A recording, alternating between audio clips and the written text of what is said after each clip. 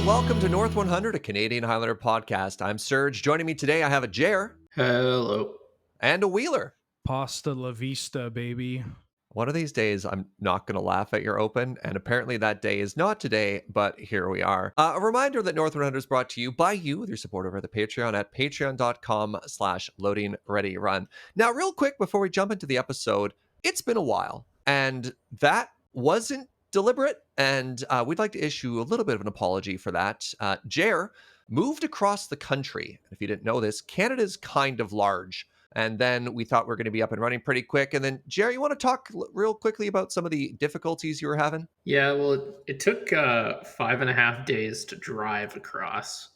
Yeah, it just takes a little bit of time to get settled into a new place. And like, we couldn't record the week before because I was like packed up and preparing to drive across. And then, it takes a while for IKEA furniture to get set up because you only have so much hair to rip out. So you got to wait for that to grow back.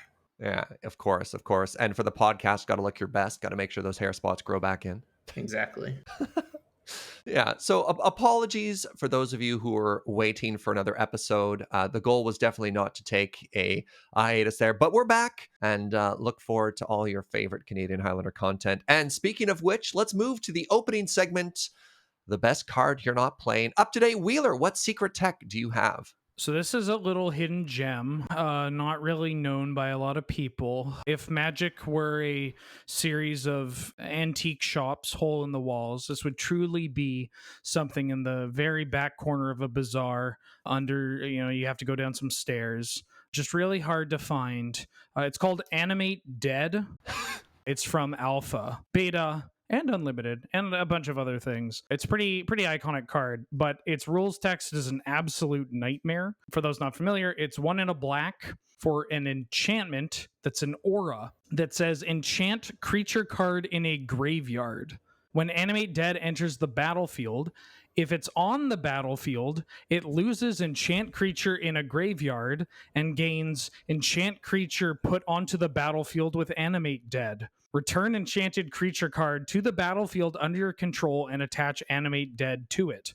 When Animate Dead leaves play, that creature's controller sacrifices it. Enchanted creature gets -1/-0. The end. Literally never heard of this card before. Is this from like a commander deck or something like that? It's Is this new to Historic? Oh, I wish. Actually, God, no. So it's kind of the reanimation spell. I guess maybe reanimate is the reanimation spell. But for those of you that blacked out during that explanation, it's basically a 2-mana aura that brings any creature in a graveyard back to play with this enchanting it. But the enchanted creature gets -1/-0. And if Animate Dead leaves play, the creature also leaves play, gets sacrificed. So this is a card that is super, it's just kind of like an auto include in any kind of reanimator deck, but it has a flexibility of obviously getting cards from your opponent's graveyard as well, which is super powerful. And one of the reasons why I want to bring that up, especially now, is 2 things. 1, Dredge. I'm obsessed with Dredge and Canlander. I've been obsessed with Dredge and Canlander for quite some time now, and it just keeps getting better and continues to have weird ways, like weird things you can do. So in a deck where you're looking to just self-mill yourself, great, Ben, 10 out of 10. In a deck where you're looking to mill, as much as you can, put as many creatures in the graveyard and take advantage of that, I still will target my opponent's things with this card. Just because the flexibility of a, air quote, fair Animate Dead is so good. It's like unparalleled, basically, for this kind of effect. Also, Luris is a card. My favorite kitty cat from Korea. I never even thought of Luris and Animate Dead playing well together. Holy it's moly. It's really gross. So if you happen to be a deck that will, it'll loot cards, it'll mill some cards over, that will just cast Animate Dead and then it gets blown up or something, Luris lets you replay it. And that's pretty good. I kind of just wanted to shine a light on the fact that this card has been kind of like a staple and is iconic, but say, hey, even if you're doing broken things or playing it with other broken cards, this card itself is just super powerful when fair. And I'd like to see more people play it in fair decks and kind of harken back to like how Allison played this in Black Green Rock, just as like, well, you're probably discarding a big creature sometime, so I might as well get it back. Well, and it's even when paired with removal spells, it's even a good defensive spell because often people are only playing good cards against you as well. So if you have a removal spell plus animate dead, it's also a Oh, heck yeah. defensive option. One of my favorite things that I've done with this card so far has been my opponent cast an Uro. I don't know if y'all are familiar with that idiot. Oh, yeah. I animate deaded it just to get the cycle to get the value. Went up some mana. Then my opponent did their thing on their turn, and then I was able to play a Luris and then play out and animate dead on their Uro again to get it back, and just kind of like had this engine going with that, which was very. God, it felt good. I bet. Wow. Yeah, it's this card's an absolute slam dunk. And basically now, in my opinion, any deck that has access to black. All right, let's talk today about our segment. Today we want to talk about playing what you love, which I don't know why we've never talked about this before. Obviously, we love the format and we have little niches in the format we want to talk about as well. But it's just like, what keeps you in this format? What are the archetypes and the cards that you prefer and you naturally gravitate around? I mean, I have some easy ones here: lands and enchantress. You know, I think anytime a new card is printed with landfall, they just printed a new Hedron crab and my Twitter was unusable for about a week, right? But Well, other than that, I also love equipment. I love my little battle bots. I love anything I can cast off a workshop. I used to love Hovermere, but you took that away from me. okay, that's not entirely fair. That's more just like I showed you the error of your ways in a non, It was a pure love. It was a pure love, and the world said we couldn't have it, and that's okay. It's a 2-mana 1/2. You shattered his dreams. There was an ancient grudge. Ooh, oh, I like this. Keep going. Keep going. I hope the blood in my veins oxidizes. So I don't have to listen to this, is what I'm implying. That's also a spell that kills artifacts. Don't be a manic vandal, Ben. All right, that's it. Way to wreck sage my hopes and dreams. What about you two? What are you known for? Not even necessarily what are you known for playing. What are the archetypes that are near and dear to you? Let's start with Jer. Blue cards. That's not an archetype. That's a color. High Tide. Seinfeld. Those are both archetypes that are blue cards. All right, that's fair. I like drawing cards. I like countering spells. Yeah, all right. Yeah, that's it. That's the just that pause. I mean, one of the reasons I love this format is like I love the diversity in that you can take a break from playing blue spells and then get frustrated when you lose to blue spells and then go back and play better blue spells than they're playing and then go back to winning. So like, why'd I ever leave you? Yeah. What about you, Wheeler? I think I've narrowed it down because if you mention a thing on the internet that you like, people tend to like just slam that over and over again, like eggs. Hey, did you hear they printed an egg? I love egg. Well, I mean, admittedly I will get really giddy over any new egg that they print. So, I mean, I'm also a part of the problem. But I think it's artifacts, or not. Sorry, that was even stupider than what I was going to say. That's not even a color, Ben. Yeah, shocking, Ben. Wow, let's call the local paper. No, sorry, I think it's the graveyard. Like, I think I've narrowed it down that I just really love the graveyard because, like, the graveyard and 1-drops. I think if I had to narrow it down, because like I love me an Isamaru, I love me a Goblin Guide, but I'm not a Steel Leaf champion kind of guy. You know what I'm saying? Oh, I am. I love mono green Stompy. I'm more of like a Mana George. Like if I have to Mana Gorge or Hydra. So like I think it's just I like using the graveyard as an additional resource. Or just, and that can be dredge, that can be eggs, even Academy, right? Storm decks that use, a lot of these are combo, but usually combo decks will abuse the graveyard because it's a second hand or library, right? But if I'm not doing that, then I just want to go like full head to the wall, like aggro. So either like I love either using this resource that is like forbidden to have access to, or just playing donkey magic. I like it. Wizards of the Coast is like, we prepared this battlefield for you to do battle on. And you're like, hold my beer, I'm going into the graveyard. but we prepared this whole area for the game to take place. Shh. Yeah, it's kind of just like, imagine you're about to watch like a movie or something, and they get all these like really nice, like a movie in the park, and they have this set up like these high rises or like bleachers or whatever, but they make sure it's comfortable.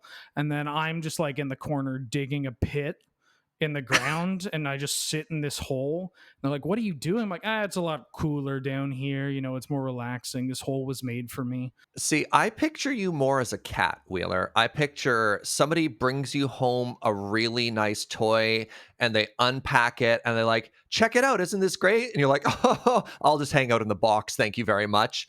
And you're like, come back, I got you this toy. And you're like, haha, and you grab the flaps and you close it behind yourself. You're like, you can't find me in here. I don't know why I'm taken aback by that in a good way. I've never thought about it that way, but oh my God, that explains way too many things in my life. Oh, Jesus. Thanks for that. I got to go call my parents. Like, it all makes sense. Yeah, I got to go apologize. All right. Well, I think this is a great time to talk about pet cards as well, right? I think we're definitely all guilty of the fact of, we're brewers. We don't have one deck that we play week after week after week. And so we'll play between stuff. And occasionally we'll visit other people's archetypes, or like, hey, Pod's doing great. Hey, Sandy B's doing great.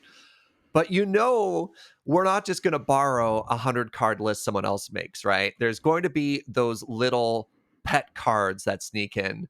You're like, you know what? This list has been doing fine. I'll just throw in Miri's Guile or something like that. Miri's Guile's never let me down. The Sylvan Rangers. Right? You're all just naming like the top 10 cards I hate the most in Highlander. Miri's Guile and Sylvan Ranger, 1 and 2. Jared's going to take like 3 or 4 more 5-drops and just slam them in for no reason. You should like Sylvan Ranger. It lets you hit untapped lands to cast your 5 drops. I just put lands in my deck. I don't get that. Yeah, I know you don't. What I don't get is Pat both puts more lands in his deck than me and plays Sylvan Ranger. Like, I don't understand. Sometimes you just want to be able to cast all your spells. But like, I know if I'm playing lands, I'm going to be kind of cheeky and I'm going to try and slam in Oboro, right? Oboro, what is it? Palace of the Clouds? Palace in the Clouds. Yeah, well, that's just what you do. You always slam dunk trade routes. Yeah, trade routes is another way to look at it. So if you're not familiar with Oboro, it's a legendary land, taps to add a blue, or one, and you can just return it to your hand. And I typically approach lands not as a ramp deck or as a control deck, but as a deck that wants to get value out of playing a land over and over. And I'm like, this land is a combo. It's a 1-card combo. If I just want to play a land every turn, beep, beep, let's go. And I look at other people and I'm like, what's wrong with you? How are you sleeping on your boy Oboro? The way that I tend to describe it to people, I mean, I usually just call it surge lands, and they're like, I understand what you're saying to me. Is usually it's just like, all right, you need a 3-drop that like has life gain components. Surge will play Grazing Gladeheart. Oh, and it's then so everybody good. else will play Kitchen Finks. Yeah. I have a pack foil Grazing Gladeheart that's seen a lot of play. I do as well. All right, let's talk about the beautiful elk really quickly here. Right, I think Grazing Gladeheart is an even better example than Oboro, right? Grazing Gladeheart, 3-mana 2/2. Oh, pardon me, it's an antelope. Oops. Landfall, whenever a land enters the battlefield under your control, gain 2 life. And you're right. You're like, you could play a 3-mana 2/2 that ETBs gains you 2 life. I realize Kitchen Finks is a 3/2, but go with me on this journey. But what if every time you played a land, you gain 2 life? And then I just think about the infinite potential with Fast Bond. This is a combo piece all of a sudden. You're like, no, Serge, you're playing a gray ogre. You're bad. And I guess this is this idea of card selection based on preference, right? Nobody called you bad to your face, at least. It was... If Grazing Gladeheart was the line for being like playing Grazing Gladeheart was the line for being bad at Magic, like, oh no. Yeah, I think I think all 3 of us are like collapsed like miles beyond that line already. It's not Like, I understand it, right?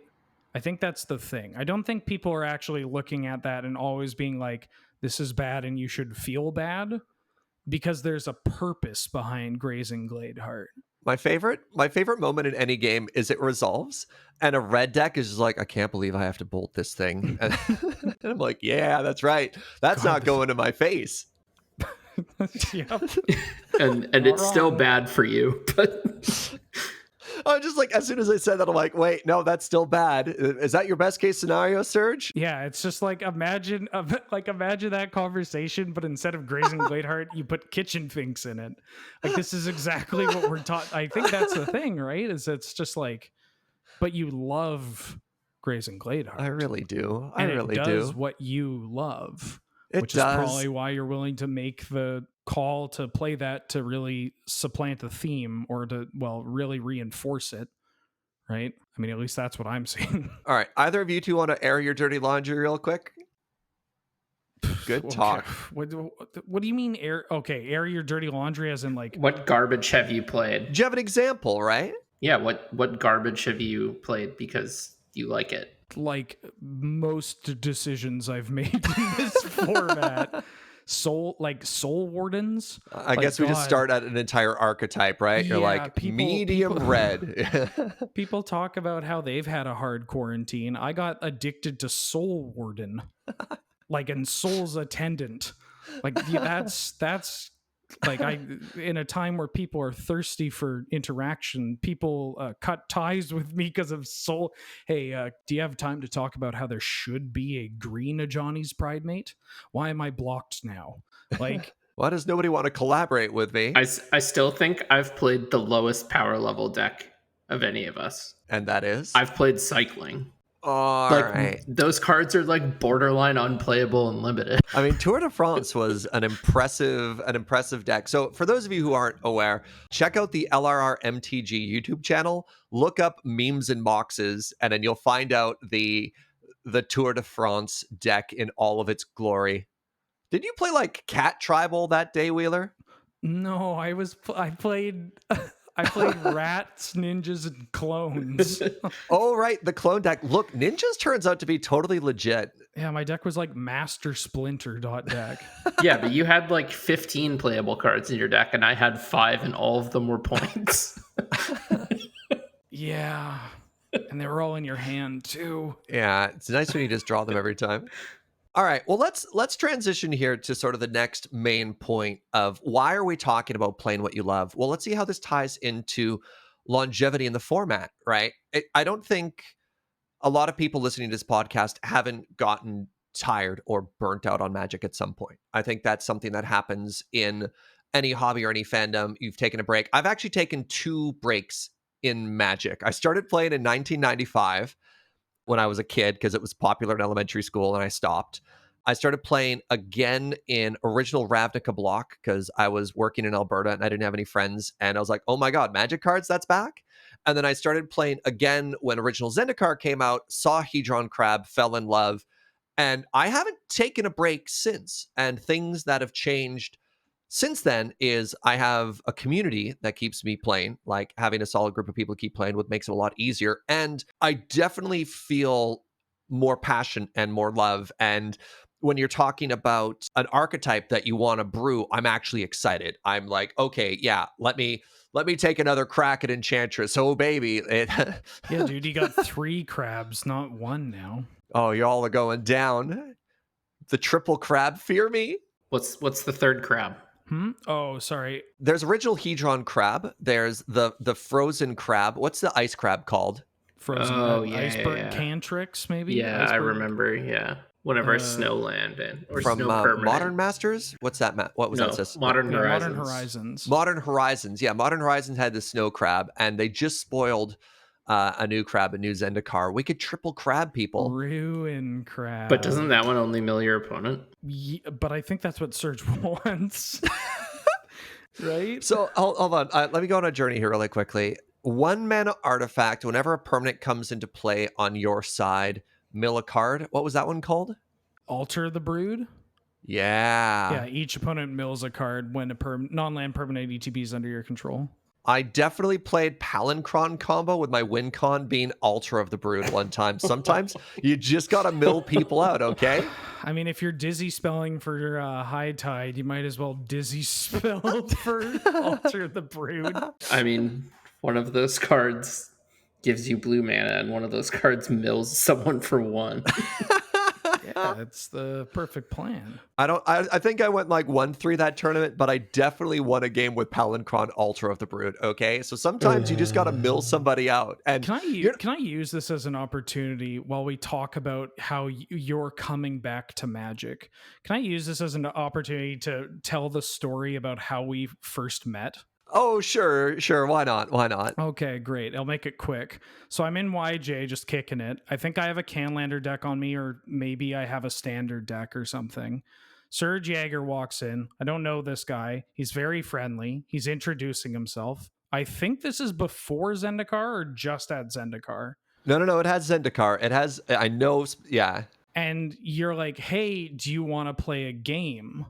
Like, you just kind of say like a general, do you want to play? I must have had Canlander, because I think you asked if you wanted to play a game, and I'm like, what format? You're like, oh, I just have these decks I built, sort of thing. And I'm like, okay, sure. But there's definitely a part of me that's like, oh, so like I don't want to just trash somebody that came in with their like kitchen table decks.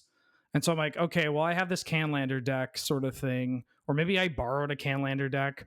Anyways, we sit down, and your deck has 4 Soul Rings, 4 Strip Mines, like 4 Crucible Worlds, and 4 Hedron Crabs. Yeah, and 4 Hedron Crabs, and you just like, and I think like you're just so into it.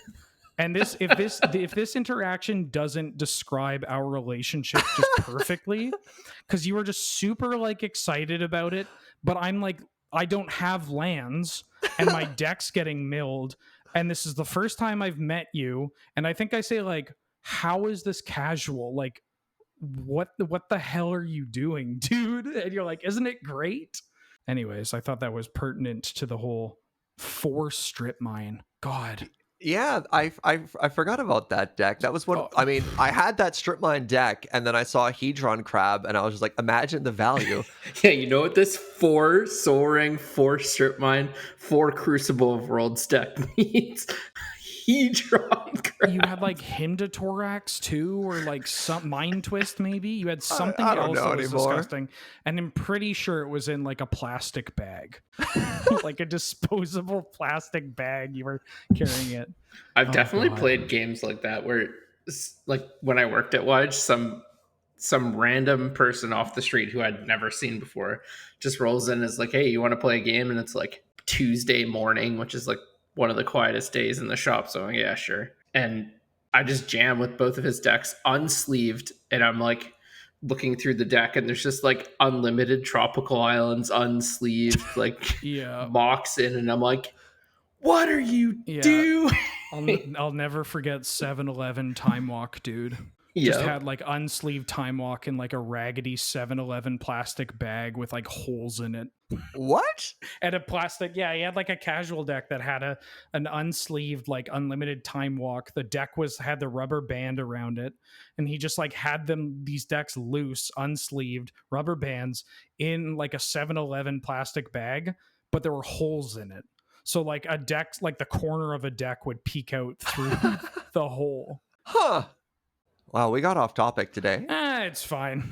I mean, No, this is the topic. We're talking about what we love. Yeah. Playing what you love, and just like old Magic stories that we love, and thinking back. So, I mean, I talked a lot about me getting into Magic and what's kept me into Magic for so long. How about you two? And how it ties into like archetypes and playing what you love. For me, I can find it like no matter what format I play. But like for Highlander, it's just like when the quintessential Magic for me is just like going over to somebody's house, although can't really do that right now. Yeah. And just like jamming Canlander like all evening, and just like whoever's winning or whoever is like going on a hot streak, we're just like start like ragging on them a bit, and like it's just like not even so much like as long as you're playing a deck that you enjoy, but it's just like the format is just like creates so many great memories, which is what creates the longevity for me. It's like really easy to think back on all the fun times you've had and all the friends you've made and everything, and it's just like easy to imagine that it can continue to bring that and grow future relationships.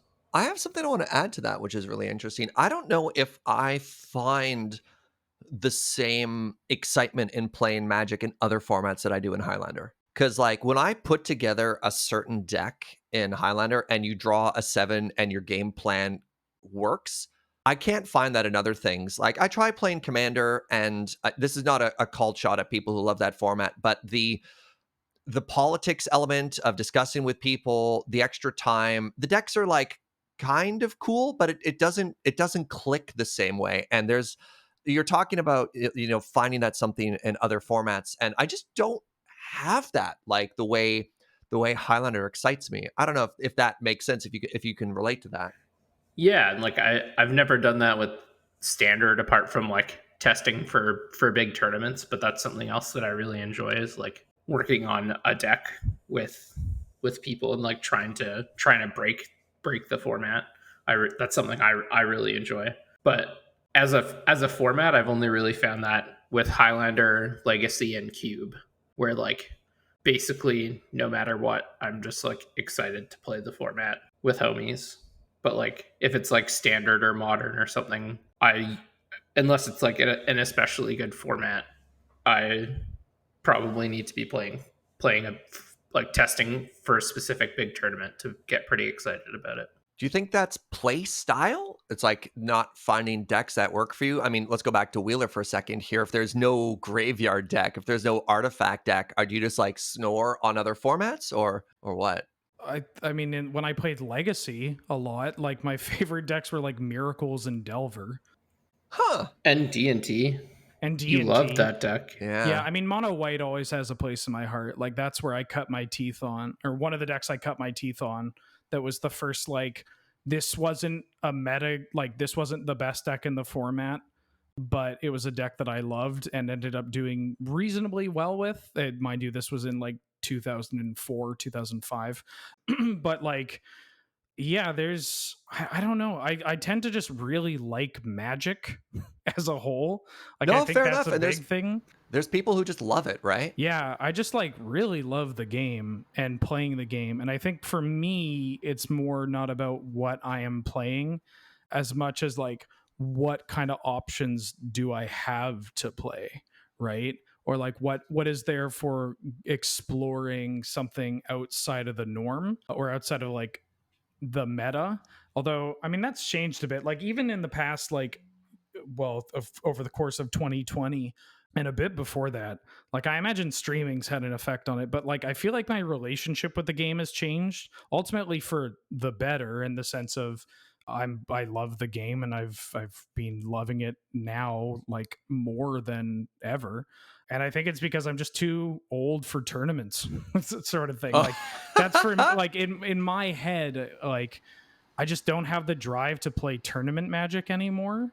I like building things for other people to play tournament Magic, and I like tuning things. But like I was talking about this actually just like literal minutes ago with Alex, where that Friday night paper fight that we just did with webcam Canlander was an absolute blast. I had so much fun. Yeah. We all were it was just a group of buddies joking around with this format, but we all were just playing what we wanted. And like if there's the pressure to like build the deck that is going to win the most games and matches possible, like I will do that.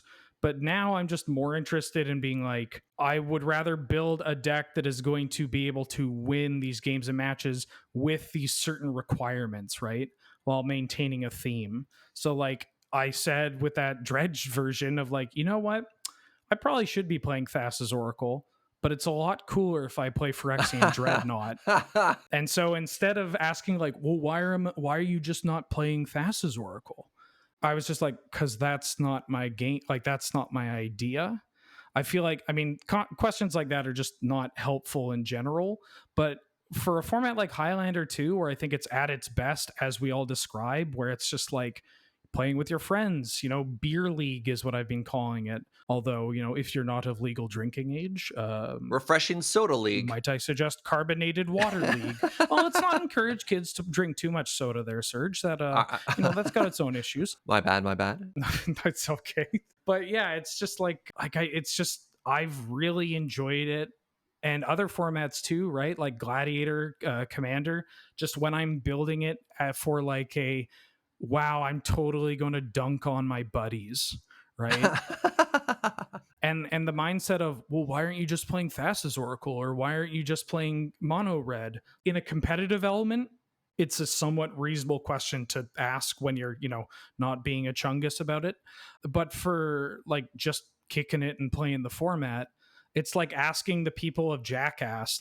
It's like you stumble onto them filming like the Jackass movie, and somebody's in a shopping cart about to go down a massive hill, and being like, well, why don't you just get in a car? Right? It's like, well, that's not the point of what we're doing this for. Interesting. Well, there's an interesting complaint I hear about Standard is an interesting comparison of, hey, which of the top decks do you want to play?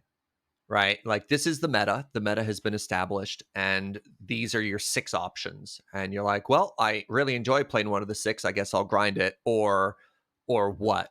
And I think I'm really glad that we don't have that problem. And maybe, maybe that's part of COVID talking right now, of not going to Yellow Jacket and playing in a competitive environment every week. And maybe that would change right now. But it just like, I feel like I have so much freedom right now to do what you're talking about, which is in this format, sleeve up the deck that I want to play, don't worry about it, and just really get back to the roots of like what I love about this format.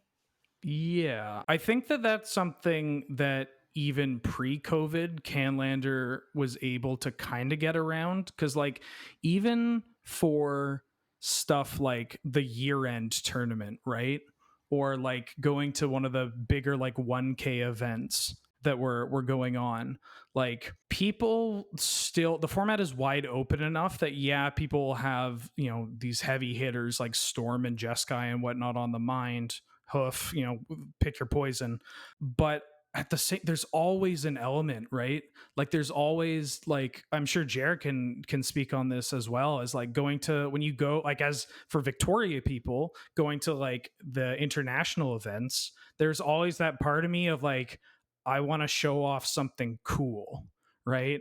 Like I want to kind of like have this deck to like maybe just kind of drop it off into other people's formats or other people's metagames. Yeah, like whenever I went to a big tournament, I'd bring like the deck that I should play for the tournament, and then like 1 or 2 decks that like I want to play for the tournament. Yeah. You see it happen. Like it's, you got to see results, be it like Jeskai control like being brought over and doing super well, and then people picking up that, and like you saw it with Pod, right? Pod ended up exploding in formats where they went from like 0 pod decks to now people are like experimenting with Pod and blowing people out with Swords to Plowshares in their Pod decks before Spellseeker and all that jazz.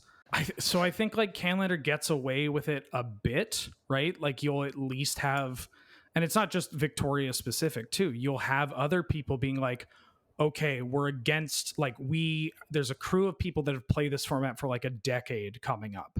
Like we have to put on our best form, or we want to show them that our community can show up too, So it's not like a pro tour or anything, or like a big money event where like you don't get an extra ribbon for bringing a cool deck for formats like that, metagame formats, 60 card formats.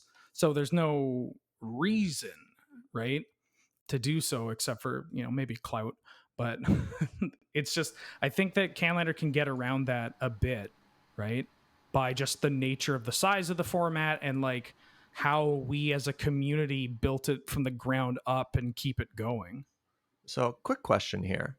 Any other thoughts we want to have on longevity, or should we move on to, are there advantages? Like when you play what you love and you're going to a tournament scenario, do we have an advantage? The passion players versus the grinders. So we'll talk about longevity real quick. Anything you want to add first? Good silence. All right. Sorry, Jerry, you were saying. Yeah, I think there is an advantage to playing a deck you really love and enjoy it, and it's not only that you're more likely to be more familiar with your deck and know matchups and like probabilities on, like, say you need to draw a counter spell, you're more likely to know how many counter spells are left in your deck at any given time. But it's also just easier mentally, like over the course of a tournament, to play a deck you really enjoy playing, as opposed to like if you're going to a standard tournament and you're like, yeah, I'll just play the best deck, and having to sort of grind those rounds away, as opposed to like being able to enjoy playing all the matches. I think it's different mentally and doesn't wear you down as much. At least that's been my experience. The reminder that it's a game and you want to make sure you're having fun. I don't mean to sound for that to sound cynical, but legitimately, there is magic that you enjoy playing, and there's magic you don't enjoy playing. Great example would be our boy, not Ben Wheeler in this podcast, but Ben Ulmer of Loading Ready Run, being like, "Here, take this control deck. It's the best deck in the meta," and he's just like, it hurts." Like, it could be a great deck and it could have excellent matchups, but I don't know if he'd have fun, and that might actually not just on a spiritual level impact you, but probably impact your tournament record as well. If you like what you're doing, right, you're probably going to be better at it, or be able to think about less things, if that makes sense. Like, I get that with like eggs all the time, or like even Paradox. Like, you give me a Krark Clan Ironworks and a Codex Shredder, and like sure, like in my spare time, right, I would like write out all the different loops and all the weirdo loops, like things that are just like, when is this ever going to happen? Like, probably never, but if it does, I'm prepared. And it's not because I was trying to like do my homework. Lord knows that I never did that in high school. Why would I do it now? And so it's because I enjoy what I'm doing, and so I'm putting less mental, like, I'm less exhausted by having this thing in the back of my head of like, okay, I always have to be on my A game and I got to think about this, and like there's just like this less kind of like grind, right? Like, I'm not getting ground down slowly by doing something I'm not enjoying. So I get to think about all the wacky things and all the different applications of cards, and because I love it, I become more familiar with it. And if I'm more familiar with this, then right, like I mean, it's not egg specific, but you start to really associate these very specific cards with this archetype before they become the norm, right? They'll become the norm once people go like, okay, so this person's been playing red and they've been playing Consuming Fervor, like just this pump spell, this aura, right, in their red deck, and they win a lot, and this card seems good. So now it becomes like the norm or whatever. But before that stage, like having these cards that you get such a level of intimacy with, and therefore are willing to focus more on like what they can do outside of just the straightforward text on front of the card, that's going to help you out so much. Especially when I've literally had people tell me that they have like blown up in board states with like Rings of Brighthearth, which is it's a 3-mana artifact that when you activate an ability, like an activated ability that isn't a mana ability, you can pay 2 colorless if you do, or 2 generic if you do. You can copy that ability and pick new targets, which is a card that you should absolutely kill. But I've had people go like, their relationship with me playing that card has gone from, what is this commander garbage, to they lost to it enough so they're like, oh, I probably have to kill this. But I have people say like, oh, I blew that up instead of like your Codex Shredder because that was a rare, right? Because it's literally, it has like a gold symbol in the like corner of it. Yeah, we went on quite the journey. So you're talking about playing a card that you love, and then suddenly it alters the way people play because you've changed the metagame? So what I'm saying is that if you love a card, right, or an archetype, you are going to play better because you're enjoying what you're doing. You're more familiar with it. And then you can change the metagame. Right, because if you're playing better and you're familiar with it, you're going to win more. Yeah. And then when you win more, people will copy what you do. Well, I mean, you might have a little bit of an inherent bias that you don't acknowledge here, which is you're already really good at Magic. No, don't you Any dare. I Don't. don't think any random person can just start making a card happen. That's a goddamn lie, You Serge. don't Don't just make please. Altar of the Brood happen, right? Like let's acknowledge that just Don't for a tempt second. him. He's Serge, already don't played make me- enough garbage don't- one man hours Don't make time. me bring this up in therapy, Serge. Don't do that to me. Like, come on, back me up here, Jer. I don't think we want to set the expectation that I mean, it's a great dream. Any person here, any one of you people listening to this podcast, you can take a card you want. I'm going to hit random on Scryfall. Well, no, don't go that deep. I'm I not saying hit an that. uncard. I hit Spirit Token. Oh, Temporal Aperture. You just keep playing Temporal Aperture. Don't you threaten that's Chris, a great Chris Ireland. Great like example. that. Great example. That is a card. Joke's on you, Kaiba. That is a card that had seen a bit of meme-ish play in like big mana decks. For people not familiar, it's a 2-mana artifact that has an activated ability of 5 and tapping it, where you shuffle your library, reveal the top card of your deck, and until end of turn, you can play that card without paying its mana cost. It's like a mind's desire. Yeah, exactly. So that's a card that was kind of like that had old school pedigree from like Wildfire decks from 1998 or whatever. But that's a card that people kind of would be like, oh, cool card or whatever. But like, and locally, people had played it and received that interaction. But then people are like, oh, this is actually doing things in this deck. And so then if somebody down the line says, hey, I want to build Big Red, and they think about who they've fought that has played Big Red, or they look at Big Red lists, and they go to the person that has the most reps with it or the most familiarity, and then they'll see there's a temporal aperture. And so they go, well, this is a player that's played this deck a lot. I've seen this card in action, and they're playing this card, so I will play this card. You don't have to be John Finkel to like, like I've won everything and I picked a random card and therefore it's the best. But like, even within a smaller metagame, you can absolutely influence cards that people are playing, right? I guess if you have the advantage of knowing your deck and knowing the matchups, like this is your pet deck, right? Like anybody who wants to play the Rock, they look at Allison's list. And you're like, why is she playing these cards? Obviously, she has a pretty strong reason for doing it. She's known as being an excellent pilot for it. And you take that look at that stuff. Okay, all right. I hear your point there. How do you build up that familiarity? You get reps. Sure. How do you get reps without wanting to pull out all your hair and having to wait until your hair patches grow up before you record a podcast? That's a callback to earlier in this episode. How do you do that without pulling out your hair? Well, you do it with something you love, right? All right. So if you enjoy it, you love what you're doing, it's not going to seem tedious. Full circle. All right. You got me. I like that. I don't know. Jarrett, what do you think? Where are we having for the advantages of playing what you love? I mean, I touched on it earlier that I think the biggest advantage you get is just mental and not getting worn down as much mentally over the course of a tournament or several tournaments, or like, because especially it's a big deal for people who are buying in, who don't necessarily have the collections that we have. That playing a deck they love gives them the ability to keep playing week in, week out, because even though they only have one deck, they're still stoked to go play because they love playing that deck. They love jamming it against whatever matchup. They love learning Forever deck.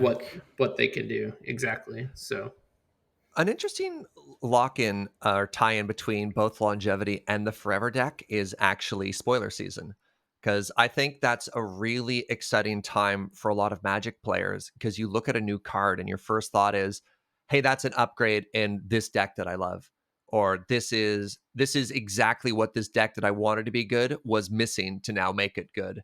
And how that thrill of loving a format, loving an archetype, and then see new cards coming out and your brain clicking and being like, yes, this is the card. I am so excited.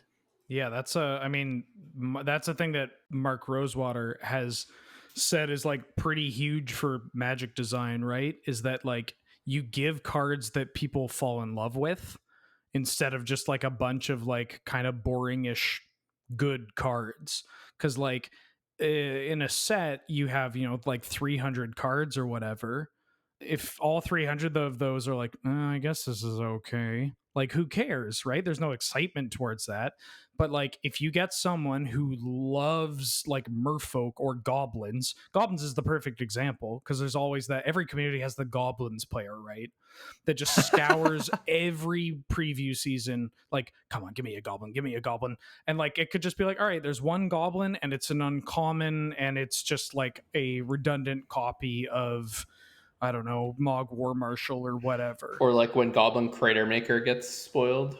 Yeah, Oh, exactly. yeah. Ecstatic. Woo! And you're like, hey, dude, you know, there's like, they abolished the reserve list and there's original duels in like a new Black Lotus, right? And like, yeah, but who cares? There's a goblin, right? That's exciting. You're in love with that thing. You love what you do. You stick to it. And so anytime it pops up, no matter how like seemingly just kind of like, well, it is to other people, to someone, they're freaking out about it. Heck yeah. All right. Final thoughts on playing what you love before we start wrapping up here. Wheeler. You gotta follow what the heart desires, my dude. I don't know. If you play, like, I think, don't force yourself to do stuff you don't like. Don't settle for doing things you don't like. Magic's a hobby. You're supposed to like it. And that goes to the formats. Given how widespread Canlander is, it's literally basic every card that's ever existed. There's probably something you'll like in there. So figure that out. And even if it's not top tier, just jam-a-lam some ding-dongs and you'll probably get better at it. The deck will get better and you'll love doing it. Jam-a-lam some ding-dongs. Sage advice from Wheeler there. Jer? Yeah, I mean, just it's really simple. Just like once you find the thing that you love doing, figure out how to incorporate it into as much as you can, and it'll make everything more fun and easier. I like that as well. That might be closer to actual sage advice. My bad. That was off brand. You didn't think what I said was sagely? Wobble dabble ding dang or whatever you said? No, that was in one ear and out the other. Okay, that's not what I said, but I'm 100% taking that. Wabble dabble ding dang. Wobble dabble ding dang. Wheeler 2020, wabble dabble ding dang. All right, this is getting too close to Rick and Morty territory. I'm not comfortable with this anymore. Fair enough. All right. Well, now we'd be moving to the part of the show where we call powerful magic. But I think it's important to acknowledge that there's a global pandemic happening right now, and it has been impacting our ability to play as much Magic as we want to. And we want to be a little bit more transparent on things. And so we're going to be putting just this little mini segment, Powerful Magic, on hold.